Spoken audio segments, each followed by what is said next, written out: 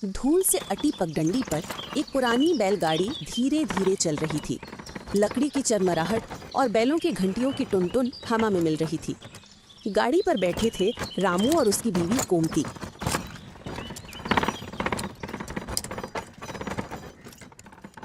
जैसे ही गाड़ी गांव के बाहर पुराने बरगद के पेड़ के पास पहुंची, गोमती की नजर उस पेड़ के नीचे जमी एक मूर्ति पर पड़ी।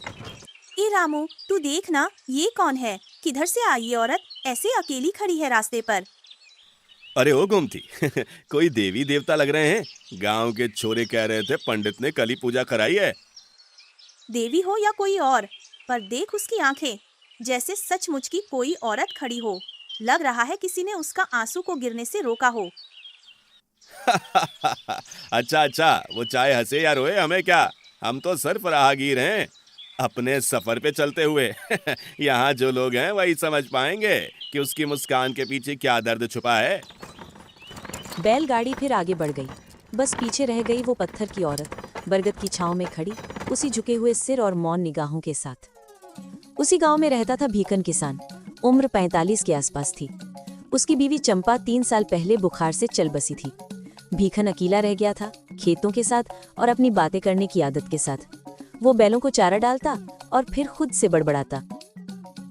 हे भगवान, मेरी जिंदगी में सुख ऐसे ही घूम फिर कर गायब हो जाता है, जैसे कटोरे के बीच में रखी रबड़ी पर बिल्ली की नजर पड़ जाए। हाँ, बस कुछ पल के लिए लगता है सब सही है, फिर जैसे हवा में उड़ जाता है। कभी लगता है ये मेरी किस्मत है, कभी लगता है बस जिंदगी मुझसे खेल रही है।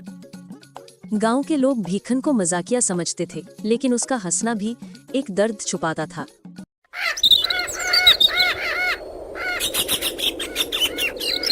अगली सुबह गांव के 2 लोग आपस में बात कर रहे थे।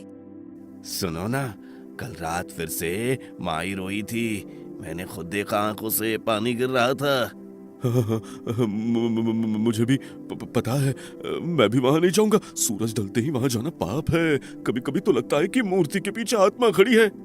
इसी बीच भीकन हल्की सी हंसी के साथ वहां आया। उसके हाथ में हल और बैलों की रस्सी थी। वो गांव वालों की बात सुनकर ठहाका मारते हुए बोला, अरे पागलों, मूर्ति रोती है, इस बात पर तुम सब डर रहे हो। आंखों में आंसू तो साफ दिखते हैं, पर कौन जाने शायद ये भी बस उसकी बूंदे हों जो उसके पत्थर के चेहरे पर गिर रही हों। ये डरने की कोई बात नहीं है भीखन, ये मजाक नहीं, कल रात सच में।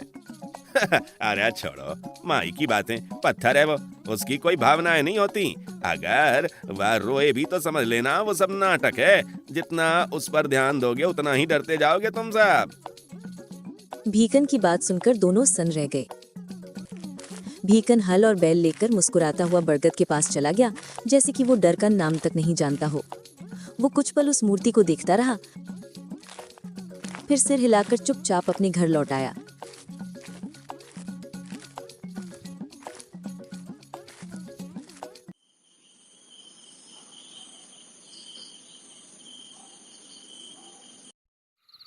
उस रात भीकन अकेला सोते हुए सोच रहा था। अजीब बात है, लोग कहते हैं माँ ही रोती है, क्या सच में वो रोती है? ये बस गांव वालों की कहानियों का किस्सा है। हाँ, कभी कभी लगता है उस पत्थर के चेहरे में कुछ राज छुपा है। कहाँ तक सच है कौन जाने। बस एक चीज पता है, माई की आंखों में जो आंसू दिखते हैं वो किसी चीज का बोझ जैसे भारी हो।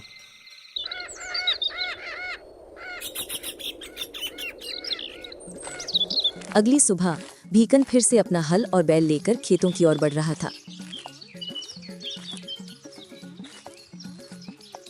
तभी उसकी नजर पड़ी पंडित पर, जो माई की मूर्ति को दूध अर्पित कर रहा था। ये नजारा देखकर भीकन ठहाका मारते हुए बोला, अरे वाह, माई को दूध भी पसंद है। अरे पंडित, पत्थर भी अब दूध पीने लग गए क्या? मूर्तियां दूध नहीं पीती। भीखन, पहले महीने रमेश ने इसी तरह मजाक में मूर्ति पर रंग लगा दिया था।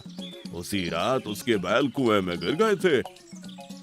तो ये माई अब बैल भी खा जाती है? वाह, सच में अब इससे डरना पड़ेगा।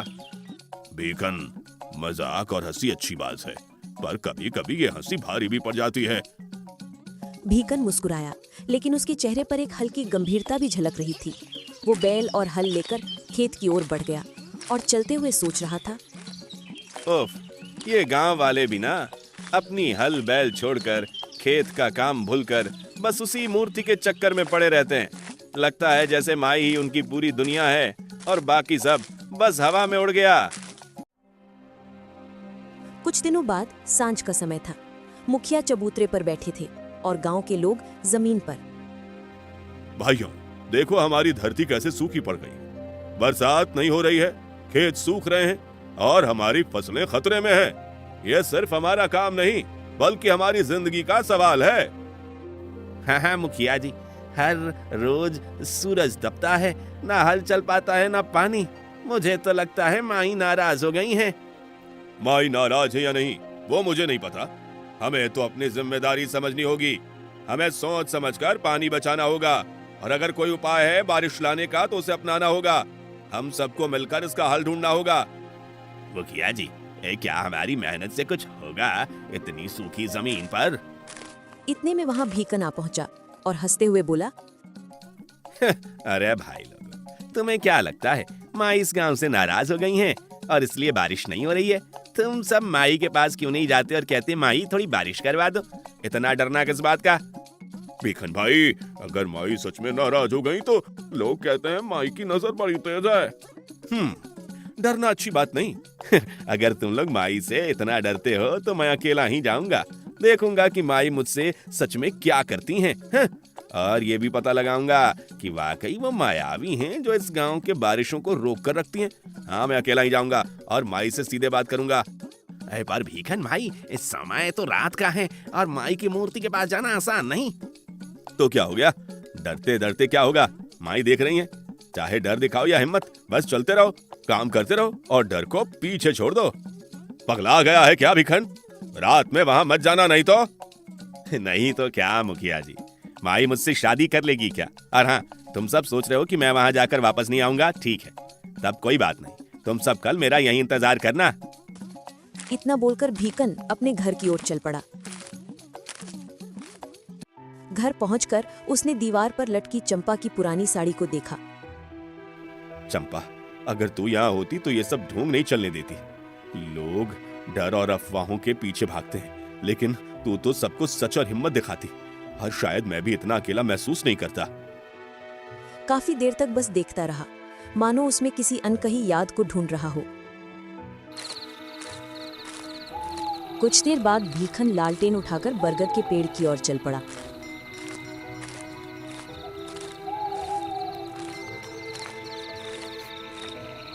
पेड़ की विशाल परछाई जमीन पर फैल रही थी, जैसे कोई बड़ा हाथ फैलाकर खड़ा हो। अचानक हवा ठंडी और भारी हो गई। झिंगुरों की आवाजें अचानक बंद हो गई और आसपास की हर चीज जैसे थम गई हो। माई, ओ माई, मेरी आवाज सुन रही हो? गांव वाले कह रहे हैं कि तू नाराज हो गई है, इसलिए हमारी फसल सूख रही है, खेत बंजर हो गए हैं। अगर तुम बारिश करवा दोगी तो मैं गांव वालों से पूजा करवाऊंगा। बस बता दो, ये ठीक रहेगा? पर उसे वहां कोई जवाब नहीं मिला। लेकिन तभी लालटेन की लौ अचानक झिलमिलाई और बुझ गई। तभी पत्थर की मूर्ति की आंखों में अजीब सी नमी चमकी। ऐसा लगा जैसे सचमुच कोई आंसू गिरा हो। अरे, लगता है गांव वाले सच कह रहे थे, ये सच में रो रही है। आंखों में जो नमी है वो सिर्फ पत्थर की नहीं लगती, जैसे कोई सचमुच अपने दर्द और तकलीफों के साथ यहाँ मौजूद हो। भीखन वहां से लौट आया, पर रात भर उसे नींद नहीं आई। बरगद की दिशा से किसी औरत के धीरे धीरे सिसकने की आवाज आती रही थी और लग रहा था जैसे कोई दूर से उसे पुकार रही हो।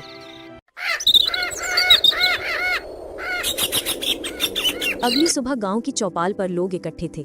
भीखन भी वहां खड़ा था, पर चेहरा गंभीर, मन बेचैन और आंखों में रात भर की डरावनी छाया झलक रही थी। भीखन, सुना है तू रात के समय माई के पास गया था, सच है? हाँ हाँ मुखिया जी, गया था। बरगद के नीचे जहाँ मूर्ति है। पहले तो सब ठीक लग रहा था, फिर देखा मूर्ति की आंखों से पानी टपक रहा था, जैसे कोई रो रहा हो। क्या बोलता है तू? आंखों से पानी? तो फिर तू मानता है ना माई जिंदा है? रामू की बात सुनकर भीखन थोड़ा चुप रहा, फिर धीमी आवाज में बोला, जिंदा है या नहीं ये तो मैं नहीं मानता और न जानता, लेकिन जो देखा वो सपना नहीं था, आंखों के सामने था सब। फिर तू डर नहीं गया? डर तो लगा, पर उससे ज्यादा मुझे हैरानी हुई। लगा जैसे वो पत्थर नहीं, कोई सचमुच देख रहा हो और मुझे कुछ कहना चाहता हो, बस आवाज नहीं निकल रही है। भीखन की बात सुनकर वहां सन्नाटा छा गया। सबकी नजरें फिर से भीखन पर टिक गई, पर इस बार किसी ने कुछ नहीं कहा। भीखन भी वहां से अपने खेत की ओर चल पड़ा, पर उसे दिन भर खेत में काम करते हुए भी वही बात बार बार याद आ रही थी। उस रात भीखन सोया, पर सपने में वही माई आई। पत्थर की औरत अब भी घूंघट में थी, पर इस बार उसकी आंखें सीधे भीखन की तरफ देख रही थी और उसने बोला, भीखन, सच्चाई ढूंढेगा तो डर लगेगा, लेकिन मत रुकना। ये डर ही तुझे उस जगह तक ले जाएगा जहाँ बाकी लोग पहुँचने से डरते हैं। भीखन चीख कर उठा। चंपा, पानी दे। वो पसीने से तरबतर था। घर में सब खाली था। चंपा की याद केवल दीवार पर लटकी साड़ी में बसी थी। तभी दरवाजे के बाहर से वही आवाज गूंजी, भीखन, हर रहस्य के पीछे अंधेरा होता है और उस अंधेरे में ही कभी कभी सच की झलक मिलती है। बस याद रखना, जो सच को देख लेता है वो पहले जैसा कभी नहीं रहता। वो आवाज सुनकर भीखन ने ठनक कर मन ही मन कहा, अब जो भी हो, मैं जानूंगा इस माई का सच। चाहे इसके पीछे कोई चमत्कार छिपा हो या धोखा, मैं सब देखूंगा। बहुत दिन से लोग इस माई से डरते डरते हैं। अब वक्त है जानने का, ये माई हमें बचा रही है या बांध रही है। आज नहीं तो कभी नहीं। अब मैं पीछे नहीं हटूंगा।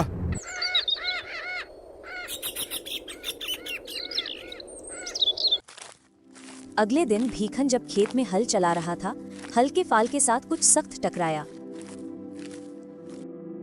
अरे बाप रे, ये क्या हो गया? मेरा हल अचानक क्यों रुक गया? अभी तो सब ठीक चल रहा था। वो झुककर देखा, मिट्टी के नीचे एक पुरानी चूड़ी दबी हुई थी। उस पर हल्की लाल मिट्टी जमी थी, जैसे खून का निशान पुराना होकर जम गया हो। ये तो औरत की चूड़ी लगती है, टूटी हुई भी है। यहाँ कैसे आई? क्या अजीब है, जैसे किसी ने यहीं छोड़ा नहीं, बल्कि ये खुद रेंग कर आई हो। वो चूड़ी जेब में रखकर घर आया। उसने उस चूड़ी को सिरहाने के नीचे रख दिया और रात को जब वो सोने को हुआ तो किसी ने दरवाजे पर दस्तक दी। कौन है? कोई जवाब नहीं आया। इससे भीखन और ज्यादा घबरा गया और फिर वहीं बैठे बैठे बोला, कौन है? बाहर कौन है? इस तरह मेरा दरवाजा कौन पीट रहा है भाई? इस बार एक प्यारी सी आवाज भीखन को सुनाई दी, जो एक लड़की की लग रही थी। भीखन, वह चूड़ी मेरी थी, क्योंकि सच्चाई अब भी दबी है। वो आवाज सुनते ही भीखन का गला सूख गया। उसने लालटेन उठाई, दरवाजा खोला, पर बाहर कोई नहीं था, सिर्फ मिट्टी पर ताजे पैर के निशान, वो भी किसी औरत के।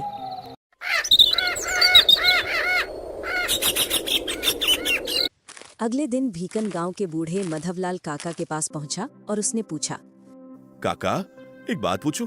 माई की असली कहानी इस गांव में कोई जानता भी है क्या? सब डरते हैं, पूजा करते हैं, लेकिन किसी ने कभी ये जानने की कोशिश नहीं की थी वो कौन थी, क्यों बनी पत्थर, और आखिर क्यों आज तक उसकी आंखों में चैन नहीं, सुख भी नहीं। काका ने बीड़ी सुलगाई, धुएं की लकीर छोड़ी और धीरे धीरे बोला, बेटा, ये बात बहुत पुरानी है। जब ये गांव नया नया बसा था, तब यहाँ एक औरत रहती थी। नाम था सुधा। गरीब थी मगर दिल की बहुत साफ। उसका आदमी सरदार के खेतों में मजदूरी करता था। दिन भर धूप में जलता और शाम को बस रोटी का टुकड़ा लेकर घर लौटता। काका थोड़ी देर चुप रहा और फिर बीड़ी का कश लगाते हुए बोला, एक दिन सरदार की नजर सुधा पे पड़ गई। वो नीच आदमी था बेटा। ताकत के नशे में चूर कई बार सुधा पर उसने गलत नजर डाली, मगर सुधा ने बात टाल दी। मगर सरदार का मन और बिगड़ता गया। जब एक रात उसका मर्द खेत पर था, सरदार जबरन उसके घर में घुस आया, मगर सुधा ने उससे बचकर रोती हुई बरगद के रास्ते की ओर भागना शुरू किया। फिर क्या हुआ काका? सुबह जब गांव वाले को सुधा ने अपने बचाव में जो कहा, किसी ने उसकी बात नहीं मानी। उल्टा सबने उसी को दोषी ठहरा दिया। बोले उसने ही सरदार को फंसाया है। उसका आदमी भी शर्म से मुंह फेर लेता है। किसी ने उसकी बात नहीं सुनी, किसी ने उसकी आंखों में आंसू नहीं देखे। और कहते हैं कि उसी रात वो बरगद के नीचे बैठ गई, रोती रही, चीखती रही और फिर धीरे धीरे पत्थर बन गई। लोगों ने कहा भगवान ने उसे श्राप दिया है, पर मेरा मानना है बेटा, वो खुद ही पत्थर बन गई ताकि अब किसी को जवाब न देना पड़े। तब से लोग उसे माई कहते हैं और तब से पूजा भी करते हैं और डरते भी हैं। तो ये माई यानी सुधा बेगुनाह थी? मुझे तो यही लगता है कि वो बेगुनाह थी, पर असली दर्द कोई नहीं जानता। भीखन अब दिन रात उसी बारे में सोचने लगा। अगर माई बेगुनाह थी तो उसके पत्थर बनने की कुछ तो वजह होगी, कुछ तो राज है। वो तय करता है कि आज की रात ही माई की मूर्ति के पास जाएगा, पर चंपा की पुरानी तस्वीर को देखते हुए बोला, देख चंपा, अब की बार अगर मैं नहीं लौटा तो मुझ पर हंसना मत। मैं बस एक औरत की इज्जत का हिसाब लेने जा रहा हूँ। उस रात हवा में अजीब सा सन्नाटा पसरा हुआ था। बरगद के पत्ते हिल भी नहीं रहे थे, पर किसी अदृश्य हलचल का एहसास हो रहा था। भीखन लाल लालटेन लेकर बरगद के पास पहुंचा। रात की खामोशी में सिर्फ उसकी सांसें और हल्की झपकियां सुनाई दे रही थी। माई, अगर तुम सुन सकती है तो बता, तेरा दर्द क्या है? एक पल को सब शांत रहा, फिर मूर्ति की आंखों से एक बूंद गिरी, जैसे सदियों की पीड़ा उसमें समाई हो। हे भगवान, ये तो सच में रोती है। उसी वक्त पीछे से एक आवाज आई, भीखन भाग यहाँ से, ये मूर्ति नहीं श्राप है। जिसने भी इससे सवाल किया वो चैन से नहीं सोया। अब मैं कहीं भागने वाला नहीं हूँ, आज मैं यहीं से सच जान कर लौटूंगा। तभी जमीन हिली। बरगद की जड़ों से हल्की हल्की आवाजें आने लगी, जैसे कोई फुसफुसा रहा हो।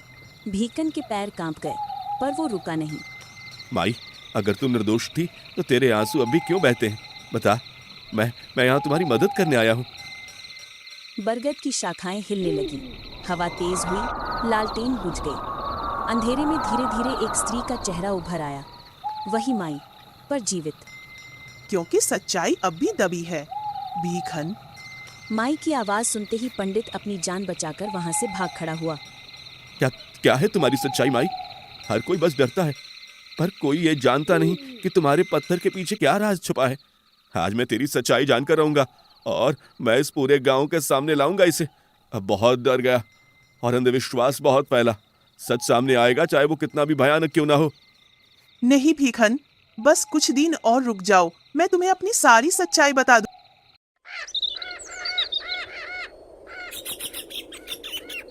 सुबह हुई। भीखन अपने आंगन में खटिया पर सोया हुआ था। जब उसकी आंख खुली तो पंडित और गांव के कुछ लोग उसे अपने घर में देखकर सन रह गए। क्या हुआ? तुम सुबह सुबह मेरे घर क्या कर रहे हो? कहा था ना वो श्राप है। नहीं पंडित जी, वो श्राप नहीं है, अन्याय है, और मैं उस अन्याय को खत्म करूंगा। उसी दिन भीखन सरपंच जी के घर पहुंचा, जहां 2-4 लोग बैठे थे। उसने सबके सामने बोला, माई निर्दोष थी, गांव ने झूठा इल्जाम लगाया था, और जब तक उसका नाम साफ नहीं होगा तब तक वो यहाँ चैन से नहीं रहने देगी किसी को। भीखन की बात सुनकर लोग सन रह गए। सरपंच जी गुस्से से बोले, अरे पगले, तू धर्म के खिलाफ जा रहा है। ये सब श्राप है, सच्चाई नहीं। श्राप तो आप सभी का डर है सरपंच जी। आप सभी को सच्चाई बोलने में डर क्यों लगता है? उस रात अंधेरा और भी गहरा था। हवा में उसे एक जानी पहचानी खुशबू महसूस हुई। उस बरगद के पेड़ के नीचे की मिट्टी देख, सच्चाई वही है। वो आवाज सुनकर भीखन का दिल जोर से धड़कने लगा। अगले दिन भीखन ने फावड़ा उठाया। गांव वाले आए और रोकने की कोशिश करने लगे, लेकिन उसकी जिद किसी आंधी से कम न थी। जमीन से धीरे धीरे एक पुराना कंगन निकला। उसके पास कुछ हड्डियां भी दिखीं। गांव वाले डर कर पीछे हट गए। भीखन, तू ये सब अच्छा नहीं कर रहा, ये सब अपशकुन है। ये कोई अपशकुन नहीं है पंडित, किसी की लाश है, किसी की सच्चाई है। भीखन जमीन पर बैठ गया, आंखों में आंसू लिए। हाथ में कंगन और हड्डियां थामे उसने धीरे कहा, माई, तेरा सच अब दुनिया के सामने आएगा। इसके लिए मुझे कुछ भी करना पड़े, चाहे कितना ही कड़वा हो सच, मैं सच्चाई उजागर करूंगा। उस रात भीखन ने फिर से सपना देखा। बरगद के नीचे वही औरत खड़ी थी, सफेद साड़ी में, चेहरा शांत और आत्मा जैसी चमक लिए। भीखन, तूने वो किया जो कोई नहीं कर सका। लगता है अब मेरी आत्मा को शांति मिलेगी, लेकिन सच्चाई अधूरी है। क्या अधूरी है माई? जिसने मुझे दोषी ठहराया था वो आज भी उसी घर की दीवारों में जिंदा है। भीखन का शरीर सिहर गया। वो समझ गया अब उसे सरदार के वंशजों के घर की ओर कदम बढ़ाने होंगे।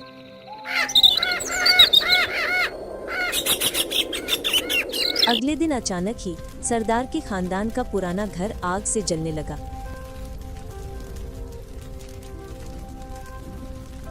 गांव वाले डर और आश्चर्य से इकट्ठा हो गए। लगता है माई ने आखिरकार अपना बदला लेना शुरू कर दिया। सालों से जो डर था, जो इंतजार, जो रहस्य छुपा था, वो धीरे धीरे खुलने लगा है। लगता है पूरे गांव माई के क्रोध में जल उठेगा। अगर यह क्रोध और बढ़ा तो हमारी फसलें, हमारा घर सब बर्बाद हो सकते हैं। बीकन, अब तू ही है जो इस गांव को इस तबाही से बचा सकता है। कुछ तो कर, अब देर मत कर। उठ, कोई रास्ता निकाल, माई से सामना कर या हमें सच बता दे कि असल में क्या चल रहा है। ज्यादा कुछ नहीं पंडित जी, यह आग तभी थमेगी जब मालिक के वंशज अपनी गलती को स्वीकार करेंगे। नहीं तो इस क्रोध और अग्नि से पूरे गांव का कोई नहीं बचेगा। यही सच है और अब सबकी नजरें उसी पर टिकी है। भीखन सरदार के पोते रतन सिंह के पास पहुंचा। रतन सिंह अपने जलते हुए घर के सामने खड़ा था, आंसू बहा रहा था और हाथ से राख में फंसी चीजों को पकड़ते हुए बेसुध सा नजर आ रहा था। रतन सिंह, जो तेरे दादा ने किया उसका हिसाब माई के आंसू हर अमावस्या को चुका रहे हैं। अब वक्त है कि तू अपने दादा की हुई गलती स्वीकार कर और माफी मांग। तू पागल है भीखन, ये सब ढोंग है। माफी मांग कर तू पूरे गांव को इस विनाश से बचा सकता है। और हाँ, अब बस तू ही है जो सबको सुरक्षित रख सकता है, और जितनी देर करेगा उतना बड़ा खतरा बढ़ेगा। मूर्ति, माई, वो आंसू, ये सब कहानी है और डर के लिए बनाया गया है। मैं इस पर विश्वास नहीं कर सकता। ढोंग नहीं है, ये सच है। और अगर तूने अपने दादा की हुई गलती नहीं मानी तो तेरे घर में जो हुआ वही शायद किसी और के घर पर भी होगा, और फिर तुम्हारे परिवार पर भी असर पड़ेगा। समझ ले, ये सब सिर्फ कहानी नहीं रही, ये हमारी जान माल की बात है। तभी अचानक आग और भड़क उठी और वही घूंघट वाली औरत की छाया आग में उभरी। ये देखकर रतन सिंह डर से चीख उठा। माई, मुझे माफ कर दो। जो कुछ भी मेरे दादा ने तुमसे किया उसकी सजा मुझे और मेरे इस गांव वालों को मत देना। हाँ, उन्होंने तुमसे अन्याय किया था, लेकिन हमने तो कुछ नहीं किया था ना। हम अपने हिस्से की गलती मान रहे हैं, कृपया हमें माफ कर दो। जैसे ही रतन सिंह ने अपनी माफी व्यक्त की, अचानक आसमान में बिजली चमकी और जोर जोर से बारिश होने लगी। बारिश की हर बूंद जैसे माई की स्वीकृति और करुणा का संदेश दे रही हो। भीखन और गांव वाले हैरान और आश्चर्यचकित खड़े थे, मानो माई खुद पूरे गांव की गलती को माफ कर रही हो। अगली सुबह मूर्ति की आंखें अब सूखी थीं। कोई आंसू नहीं, बस एक हल्की मुस्कान, जैसे सदियों बाद किसी को सुकून मिला हो। अब चैन से रहना माई, तेरी कहानी अब पत्थर नहीं इंसानों के दिल में रहेगी। पथराई हुई औरत अब सिर्फ पत्थर नहीं रही, वो कहानी बन गई। उस औरत की जिसने अन्याय के आगे झुकने के बजाय पत्थर बनना चुना, और उस किसान की जिसने डर के आगे सच्चाई का दीपक जलाया। भीखन ने साबित किया कि डर अंधविश्वास में नहीं, सच्चाई को छुपाने में होता है। ए जी, घर में खाने पीने का सारा सामान खत्म हो गया है। अगर तुम शीघ्र ही किसी को ठग कर धन नहीं लाए तो हमें भूखा मरने की नौबत आ जाएगी। कहती तो तुम ठीक हो बिमला, लेकिन गांव वाले तो अब मेरी सारी चाल को पहचान चुके हैं, इसलिए वे अब मेरे झांसे में नहीं आते। कुछ भी करो जी, पर रुपयों का प्रबंध शीघ्र करो, वरना कल से खाने को कुछ भी नहीं मिलेगा। ठीक है भाग्यवान, अब तुम जाकर अपना काम करो और मुझे कुछ नई तिकड़म लड़ाने दो। बिमला तो चली गई और बिरजू सोच में डूब गया। तभी बिरजू को घर के अंदर अचानक एक पीतल की छोटी सी मूर्ति पर नजर पड़ी। क्यों ना इस पीतल की मूर्ति पर सोने का पानी चढ़ाकर इसे किसी मूर्ख व्यक्ति को सोने के भाव में बेच दूं।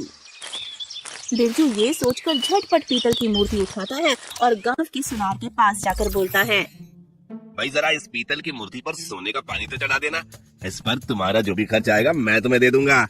लगता है आज फिर से कोई नई खुरापात सूझी है बिरजू तुझे। आज इस मूर्ति के जरिए किसको ठगना है, जरा हमें भी बता दो। अरे नहीं सुनार भाई, मैंने कब की ठगी का धंधा छोड़ दिया है।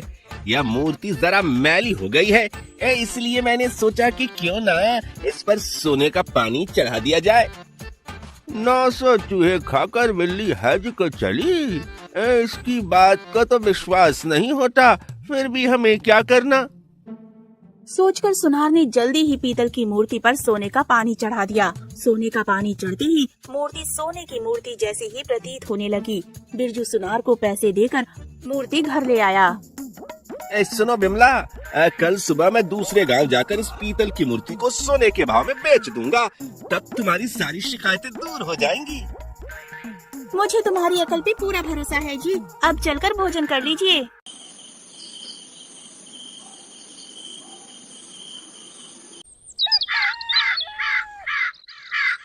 अगली सुबह वो मूर्ति को लेकर घर से निकल पड़ा। चलते चलते वो पास ही के गांव में जा पहुंचा। बिरजू एक आदमी को अपनी तरफ आते देखकर, क्यों ना आज इसे ही ठगा जाए।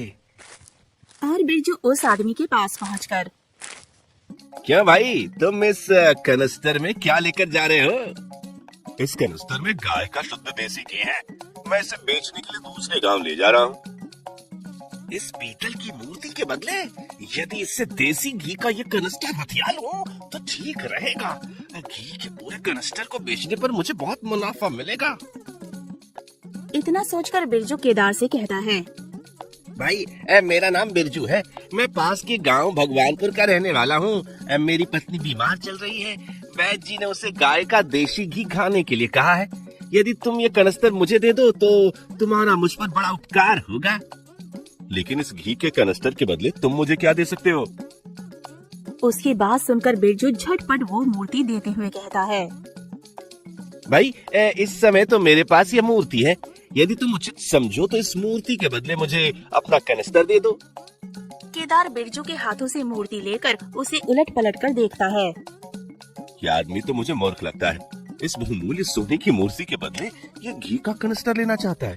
मुझे ये कनस्तर दे देना चाहिए। यह तो काफी मुनाफे का सौदा है। केदार सोचकर कहता है, ठीक है, कनस्टर की वजह से तुम्हारी पत्नी की बीमारी ठीक हो सकती है तो तुम ये कनस्टर ले सकते हो। बदले में तुम मुझे अपनी मूर्ति दे दो। मैं तुम्हारा किस तरह शुक्रिया अदा करूं? तुम तो बहुत भले आदमी हो। भाई, जाते जाते यह तो बताते जाओ, तुम कौन से गांव के रहने वाले हो और तुम्हारा नाम क्या है? मेरा नाम केदार है और मैं रामपुर गांव का रहने वाला हूँ। तुम्हारा गांव तो हमारे गांव के पास ही है। भाई, तुमने विपत्ति में मेरा साथ दिया है। भगवान तुम्हें इसका फल अवश्य ही देगा। आप जैसे सज्जन लोगों की मदद करके मुझे खुशी मिलती है। अच्छा, अब मैं चलता हूँ।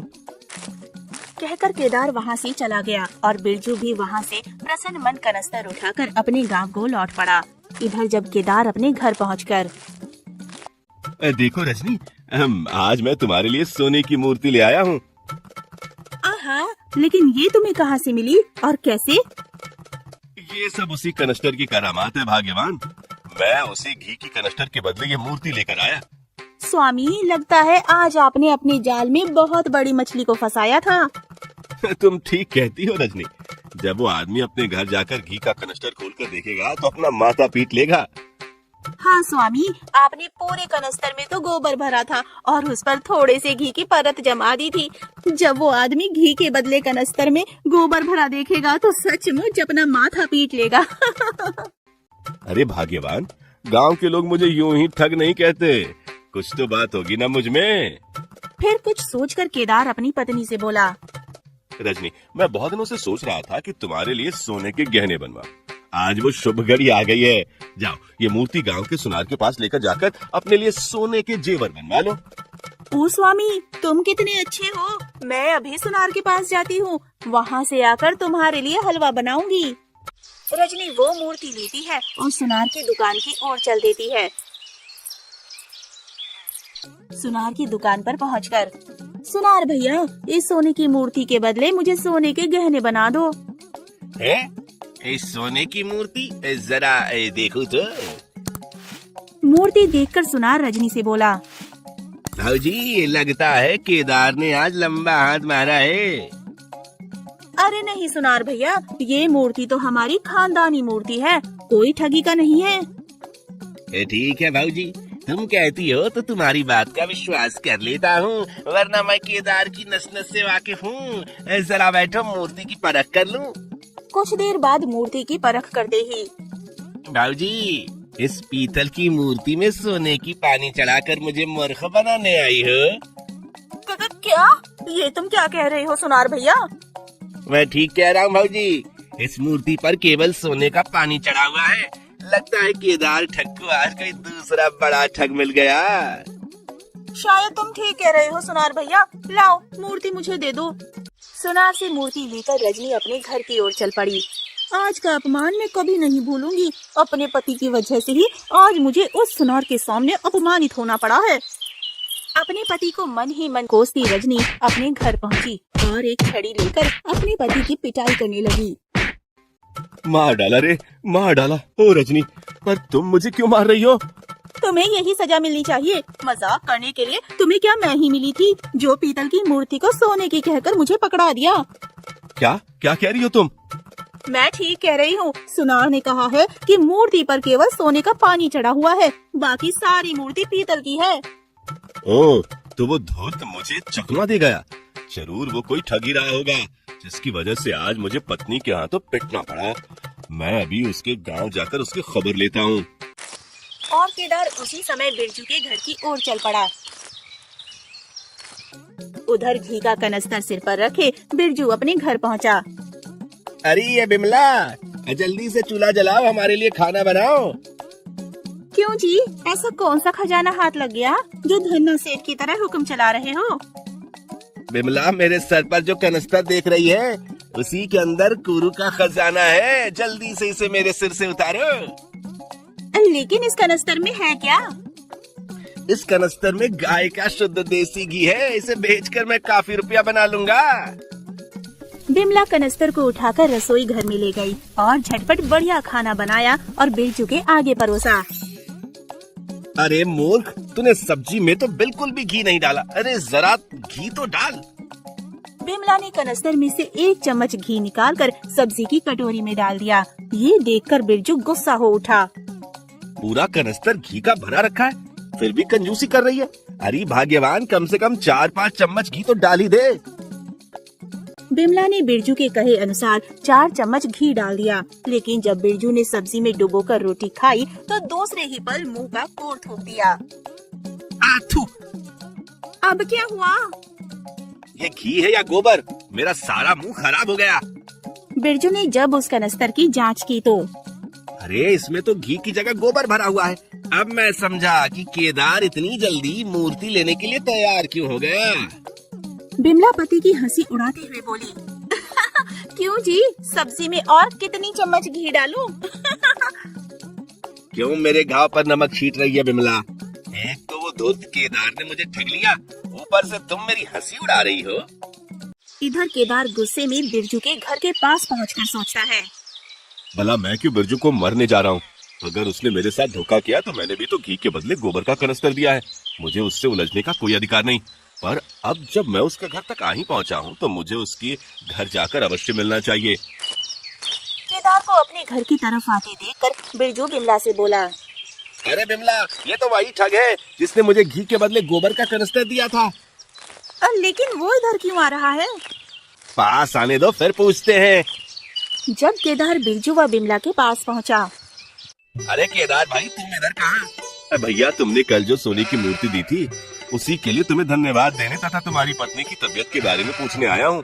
सच में इतनी शुद्ध सोने की मूर्ति मैंने पहले कभी नहीं देखी थी। ये तो फिर मुझे मूर्ख बनाने आया है। बिरजू सोच ही रहा था कि केदार बोल पड़ा, तुम किस सोच में डूब गए भाई? तुमने बताया नहीं तुम्हारी पत्नी की तबीयत कैसी है।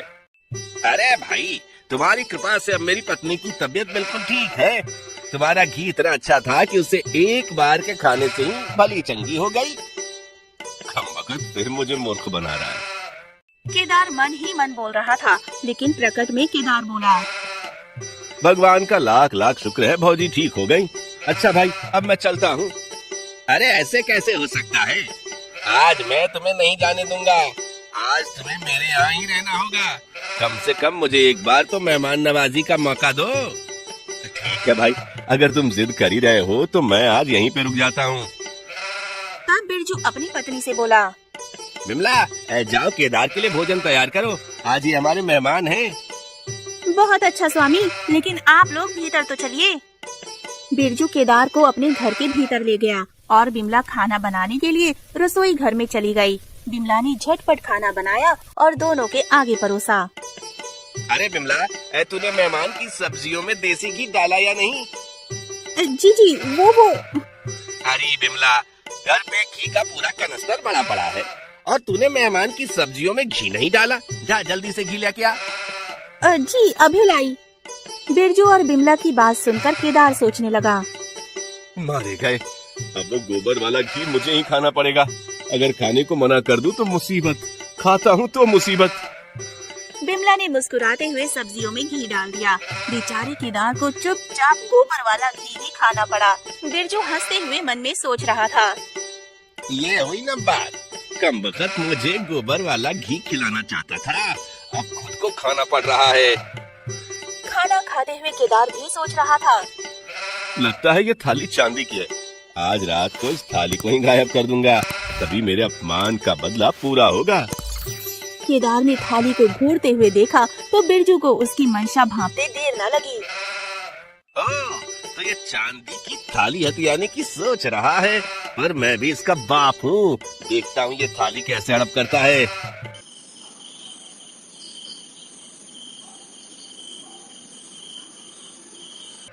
दोनों खाना खाकर सोने लगे। केदार कुछ ही पल में सो गया, बिरजू कुछ सोचकर।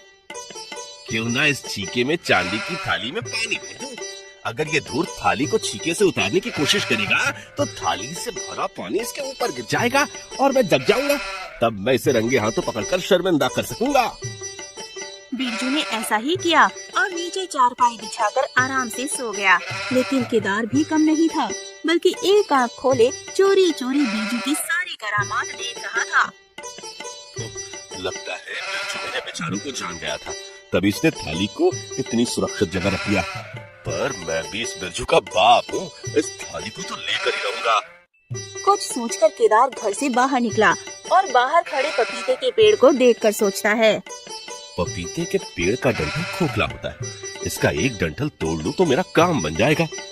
पपीते के पेड़ से एक डंठल तोड़कर केदार वापस कमरे में आ गया और कोने में रखी एक ऊंची सी कुर्सी धीरे से बिरजू की चारपाई के पास सरकाकर उस पर चढ़ गया। अब पपीते के डंठल से थाली का सारा पानी पी जाऊंगा, उसके बाद आराम से थाली को छीके से उतार लूंगा।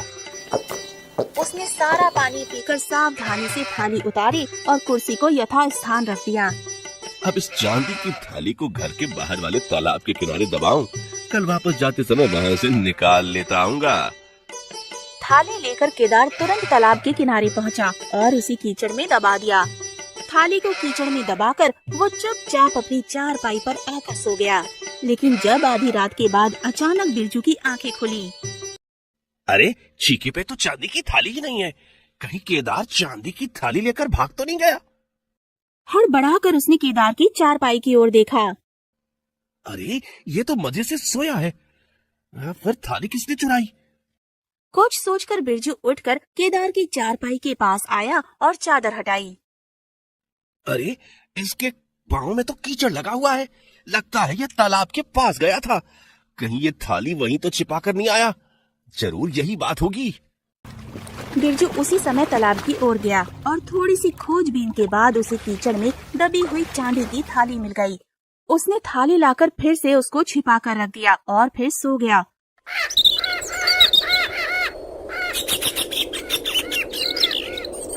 सुबह होने पर जब केदार की आंखें खुली तो अरे, ये थाली यहाँ कैसे आ गई? इसका मतलब तो ये हुआ कि बिरजू ने कीचड़ में से ये थाली निकाल ली। तभी बिरजू की आंख खुल गई। केदार को आश्चर्य से थाली की ओर देखते हुए वो मन ही मन मुस्कुरा उठा। फिर उससे बोला, केदार भाई, तुम किस सोच में डूबे हुए हो? कुछ नहीं भाई, सोच रहा था अब मुझे अपने गांव वापस चलना चाहिए। अरे नहीं, भला ऐसा कैसे हो सकता है? सुबह सुबह मैं आपको भूखा भेज सकता हूँ, खाना खा कर जाना। ठीक है भाई, जैसा तुम उचित समझो। और फिर दोबारा केदार को गोबर मिला हुआ गाय का शुद्ध घी खिलाया गया। इन लोगों ने तो गोबर खिला खिला कर मेरा जायका ही भ्रष्ट कर दिया है। कोई बात नहीं, समय आने पर इसका बदला बिरजू से अवश्य लूंगा।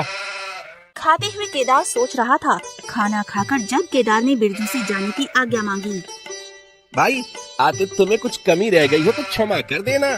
रूखी सूखी जैसी भी मुझसे बना तुम्हें खिला दी। नहीं भाई नहीं, ऐसी बात ना कहो। तुम्हारा आतिथ्य देखकर तो मेरा मन प्रसन्न हो गया। कभी मौका मिले तो तुम भी मेरे घर अवश्य आना। केदार की बात सुनकर बिरजू झट से बोल पड़ा। अरे नेक काम में देरी क्यों भाई? मैं कल सुबह ही तुम्हारे घर आकर तुम्हारा आतिथ्य स्वीकार करता हूँ। अवश्य अवश्य। ऊपर से तो केदार कुछ न बोला, पर मन ही मन बिरजू को कोसने लगा। कम हद से कहना ही गुनाह हुआ, या तो कहते ही तैयार हो गया। खैर कोई बात नहीं बच्चों, जरा घर पर तो आओ, तुझे ऐसा सबक सिखाऊंगा कि जिंदगी भर याद रहेगा तुझे। सोचते हुए केदार अपने घर पहुंचा तो उसकी पत्नी उससे बोली, क्यों जी, कर आए बिरजू की ऐसी तैसी? अरे कहाँ, वो तो बहुत ही चालाक है, कल वो हमारे घर भी आ रहा है। फिर केदार ने अपनी पत्नी को सारी बातें बता दी। सब कुछ सुनकर रजनी चिंतित हो उठी। अब क्या होगा जी, वो दुष्ट तो हमारे घर आ रहा है, कैसे निपटेंगे उससे? घबराने की कोई बात नहीं है रजनी, मैं कुछ ना कुछ उपाय सोचता हूँ जिससे उसे मजा चखाया जा सके। केदार सोचने लगा। अंत में उसने बिरजू से छुटकारा पाने की एक युक्ति खोजी निकाली। सुनो रजनी, मैं कल बिरजू के आने से पहले ही घर से निकल जाऊंगा और ठीक खाने के समय ही घर वापस आऊंगा। जब वो आए तो उससे कहना कि हमने खाना खा लिया है। अगर वो कहे कि तुम मेरे लिए दोबारा खाना बना दो तो तुम कहना कि मैं अपने पति की आज्ञा के बगैर कुछ नहीं कर सकती। उससे शराफत से पेश आना, पर खाने को कुछ ना देना। क्या योजना बनाई है, मान गई आपके दिमाग को।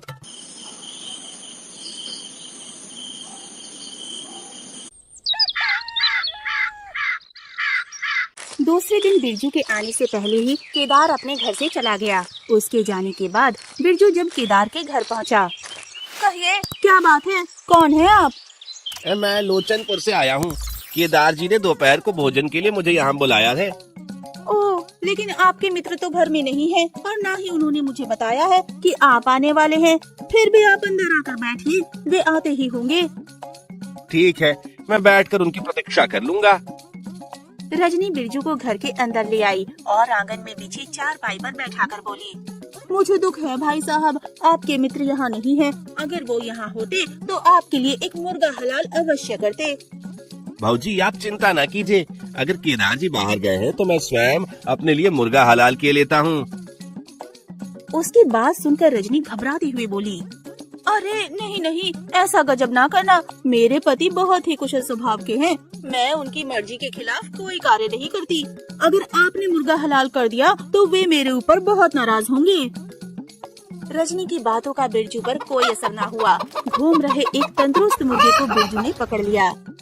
इतनी जल्दबाजी ना कीजिए भाई साहब, थोड़ी प्रतीक्षा तो कर लीजिए। लेकिन बिरजू कब उसकी बात मानने वाला था। उसने आँख देखा ना ताब तुरंत मुर्गे की गर्दन तोड़ डाली। हेलो भाऊजी, मेरे लिए मुर्गा बना दो और चिंता न करो, मैं केदार को समझा दूंगा। ठीक है, जब आपने मुर्गा मार ही दिया है तो अब बनाना ही पड़ेगा।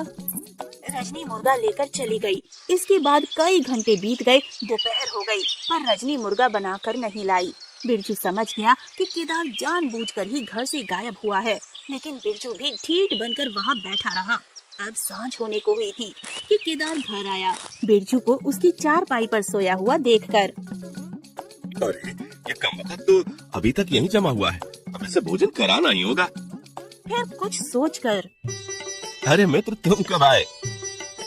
बस अभी अभी आकर बैठा था। माफ करना मित्र, एक आवश्यक कार्य से अचानक ही दूसरी गांव जाना पड़ा और जल्दबाजी में मैं अपनी पत्नी को भी तुम्हारे आने के बारे में बता नहीं सका। कोई बात नहीं मित्र, ये सब तो चलता ही रहता है। केदार बिरजू को अपने साथ अंदर ले गया। अजी सुनती हो, मेहमान आए हैं, जल्दी से मुर्गा बनाओ। अच्छा जी, अभी बनाती हूँ। फिर बिरजू को कमरे में बिठाकर केदार रसोई घर में पत्नी के पास पहुँचा।